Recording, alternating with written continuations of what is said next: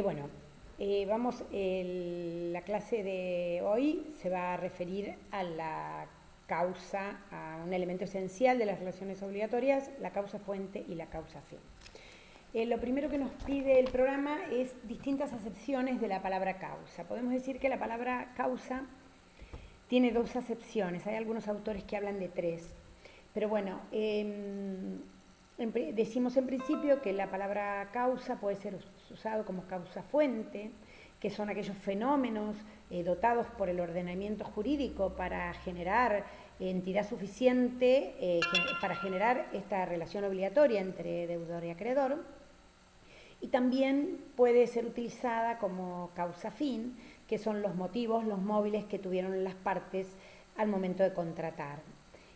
Algunos autores también hablan de causa-motivo, que dividen a la causa-fin de la causa-motivo, porque la causa-fin la subjetivizan, le dan una entidad más independiente de la voluntad de las partes y formativa del negocio jurídico, y la causa-motivo serían los móviles individuales y personales de las partes que tuvieron al momento de contratar.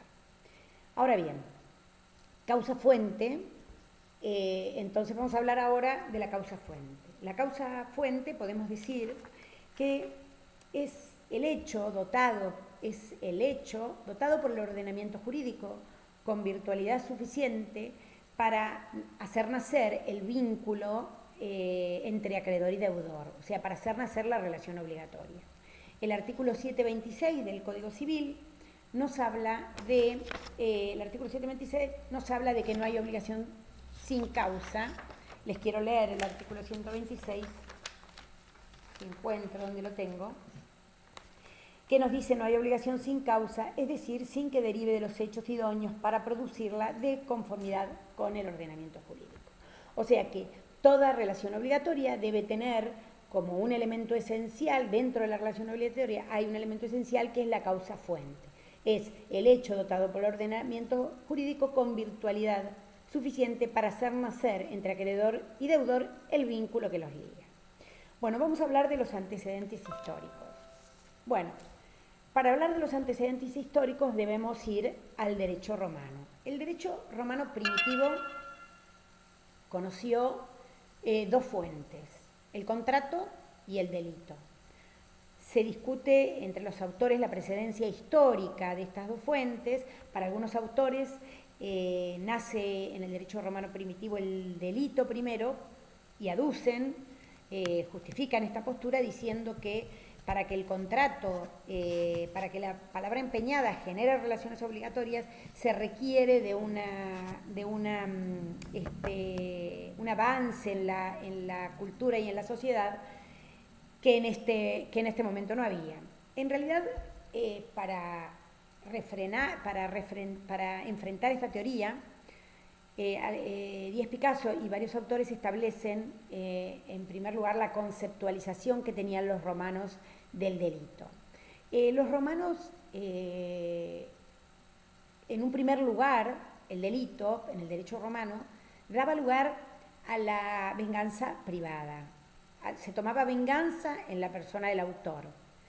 Con posterioridad, esta venganza privada se le permitió a la víctima en forma voluntaria, o sea, en caso de que quisiera, transformar esa venganza privada en una compensación económica. Y es recién ahí, cuando aparece la compensación económica, cuando podemos hablar del delito como fuente de las relaciones obligatorias. Ahora bien, a rigor de verdad, cuando esta opción que se le daba a la víctima de obtener una compensación o elegir una compensación voluntaria, en realidad se lo hacía a través de una promesa, que eran unas fórmulas rituales, y muchos autores dicen que recién ahí la relación obligatoria nacía en realidad de la promesa, no del delito.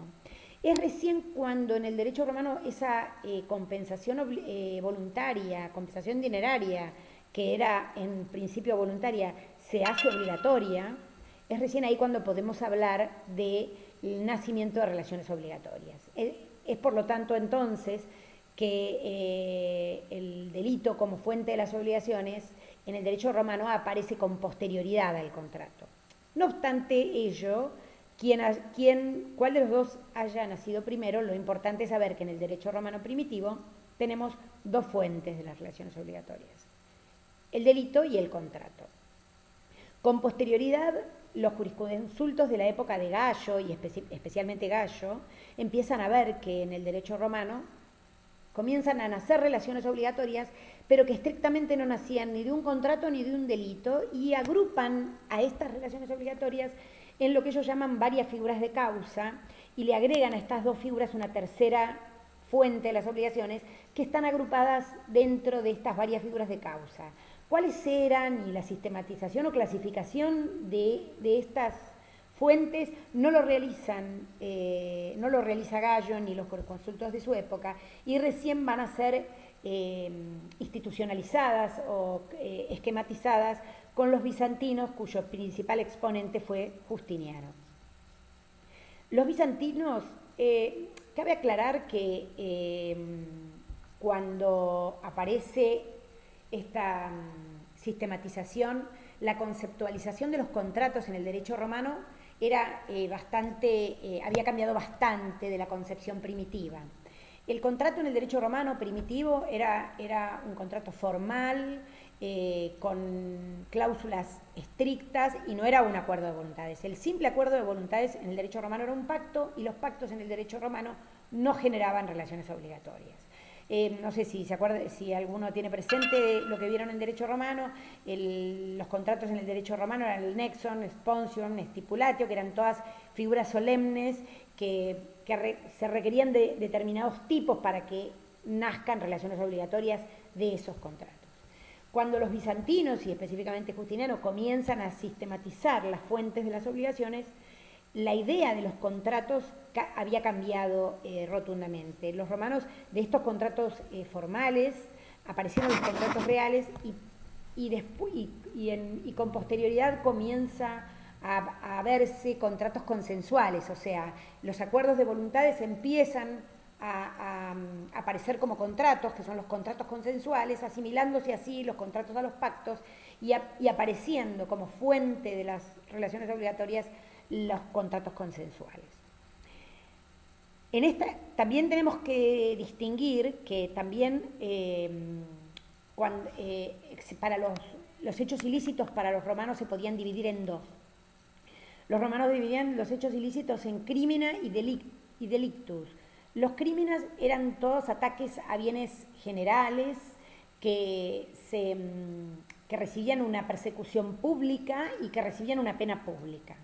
Los delitos eran lesiones a bienes particulares que en un primer momento permitían a la víctima ejercer venganza sobre el autor, con posterioridad recibieron una compensación económica que era voluntaria, y finalmente una compensación que se puso como obligatoria.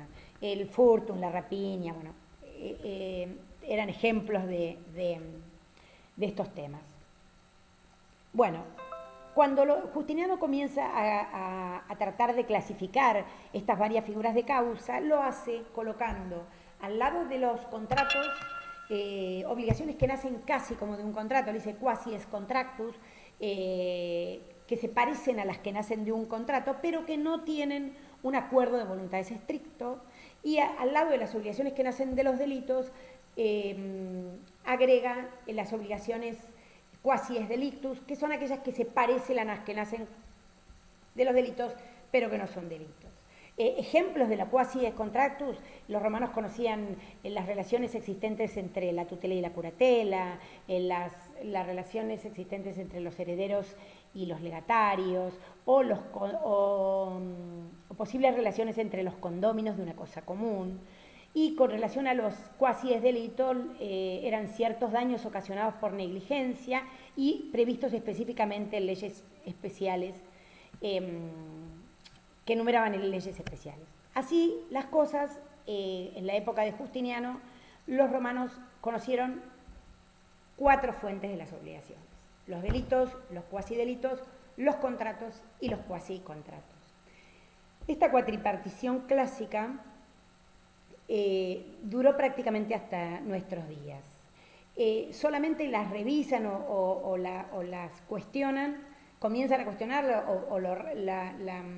la revisan los juristas de la escuela natural racionalista, que los principales aportes lo dieron Grocio y Domat. Para Grocio, las fuentes de las obligaciones eran tres: el delito, el contrato y la ley. Es con este autor que se introduce por primera vez la ley como fuente de las obligaciones. Para Domat, la fuente de las obligaciones fueron dos. Las obligaciones que nacen de un acuerdo de voluntades, que es el contrato, y las obligaciones que no nacen de un acuerdo de voluntades, y en este caso particular habla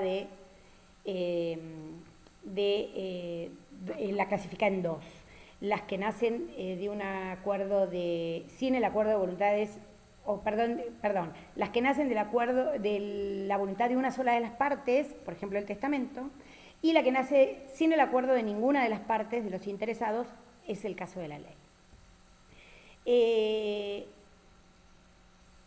Después de esta intervención que hacen los juristas de la escuela natural racionalista, aparecen Pothier, que toma las 4 fuentes de las obligaciones romanas y le agrega la ley. O sea, habla, para Pothier, las fuentes de las obligaciones son el delito, el contrato, el cuasicontrato, el cuasidelito y la ley. Es importante la influencia de este autor porque influenció en la codificación francesa y por ello en toda la codificación europea. Bueno, después de esta cuatripartición, en la doctrina moderna aparece la tesis del dualismo. Su principal expositor en la tesis del dualismo es Planiol, que habla de que las fuentes de las obligaciones son dos: el contrato y la ley. Una vez rota la los fundamentos de esta doctrina es que una vez rota la cuatripartición clásica y aplicada y aparecida la ley, no se ve motivo por el cual no reducir dentro de la ley a todo el resto de las obligaciones que no nacen de un acuerdo de voluntades.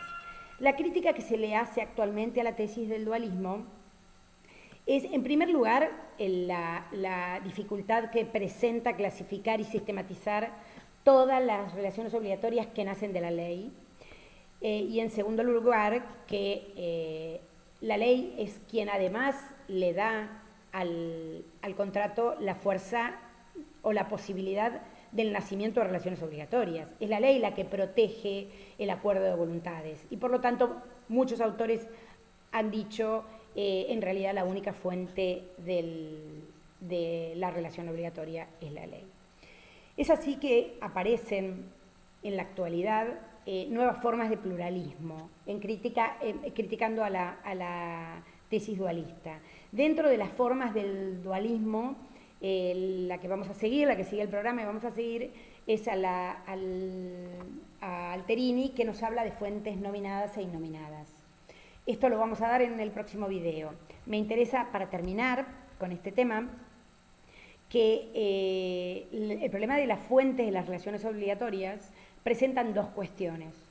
Una cuestión es una cuestión de técnica legislativa, de política legislativa, y es establecer en cada ordenamiento jurídico cuáles son aquellos fenómenos, hechos o actos que cada ordenamiento jurídico prevé como necesario, preexistente para que nazca una relación obligatoria, para que nazca entre deudor y acreedor el vínculo que los liga. Y una vez determinado en cada ordenamiento cuáles son todos esos hechos, actos que generan relaciones obligatorias, tratar de lograr, y ya el segundo problema es un problema didáctico, un problema sistemático, o sea, un problema de sistematización para su aprendizaje, cuáles son o cómo podemos agrupar todos estos fenómenos similares para una mejor comprensión. Es así que establecemos o tratamos de caracterizar las fuentes de las obligaciones y hablamos de fuentes nominadas, que son aquellas que reciben una denominación especial en el código, y vamos a hablar de fuentes innominadas, que son aquellas que, si bien tienen entidad suficiente para generar relaciones obligatorias, no reciben una denominación especial en el código. Bueno, para el próximo video seguiremos con este tema.